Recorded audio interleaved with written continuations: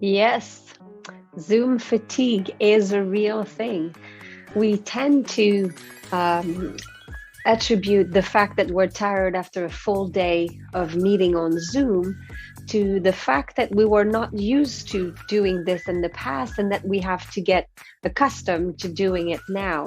But the real reason why we are actually more tired with Zoom meeting than in person is very different. And I've learned that from Pamela Barnum. So Pamela Barnum was teaching us an amazing session on building trust. So Pamela is a former undercover agent that was teaching us how building trust was important. And as part of that presentation, which I loved, she was mentioning the effect on eye-to-eye connection. How is that connected to our Zoom fatigue, where we're talking about? Is that she was mentioning some research that a lot of people took surveys on meeting in person, like for a full day of meeting in person or a full day of meeting online. And even though meeting in person is a lot more tiring physically, because you have to be in a room, you have to usually travel there and back home after, it is less tiring to meet people in person than it is to meet them online. And why is that? Like we're at home in our pajamas. We should really be a lot less tired after a full meeting on Zoom than we would be in person.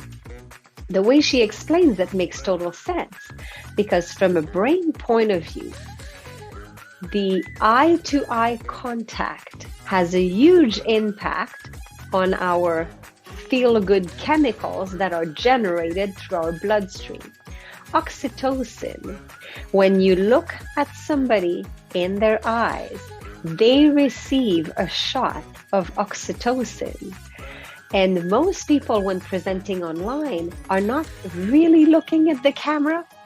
So you are not having the impression that somebody is looking right at you.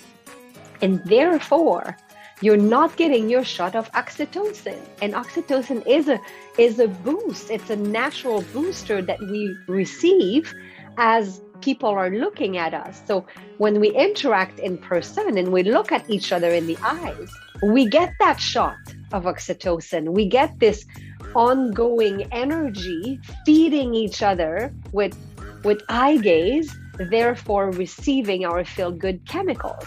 When we meet online, unfortunately, not all presenters are trained to look at the camera so that the audience get their shot of oxytocin. So this is one thing that you might think of.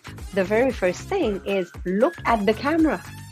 Look right at the camera. I'm going to show you the example. Okay, so let's say that I'm meeting with somebody right now and they are on my screen down there. Now I'm looking at my screen and I'm looking at the person that's on the screen and I'm looking straight at them.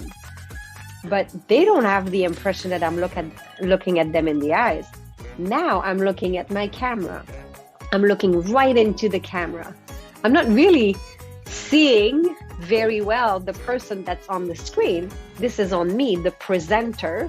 It's not really fun because I'm not getting my shot of oxytocin, because nobody, as they are listening to us, to presenters, they're not looking right at their camera. They're looking at the image. They're looking at the image of us presenting. So presenters need to find ways to fulfill their own energy, because presenters don't receive their shot of oxytocin. But the person that is in the audience should receive at least the oxytocin from the presenter if the presenter was to look straight at the camera. So first step, make sure you look right at the camera when you talk to somebody. The other thing that you can do is in Zoom and on your image, there's 3 little dots in the corner. And when you click on these 3 little dots, you see mute my audio, sub video, pin video, rename, and you see a hide self view. So choose that. That's what I do with all my clients. When I am when I am presenting online and I need to know that what my slide looks like, and just to make sure that I'm not completely outside, or that people can only see half of my face, I kind of need to see my image. But when I'm meeting somebody one-on-one, or just a few people in a meeting, I find that we get distracted by our own image somehow. So this hide self view is very useful to entirely give your full attention to the person that you're talking to. So I always do that. So select hide self view so that you get to focus all your attention on the person that you are talking to. So of course, if you are a speaker, a presenter, you might want to keep your image there to make sure that what is showing on your screen is available to you as well, so that you can see what's going on. However, if you are having a conversation with somebody, first thing first, look at the camera when you're talking to them. And secondly, hide your self view so that you can focus entirely your attention on them. So enjoy your next online meetings, and hopefully we get all our feel-good chemicals flowing back in our brains as we are continuing to receive shots of oxytocin.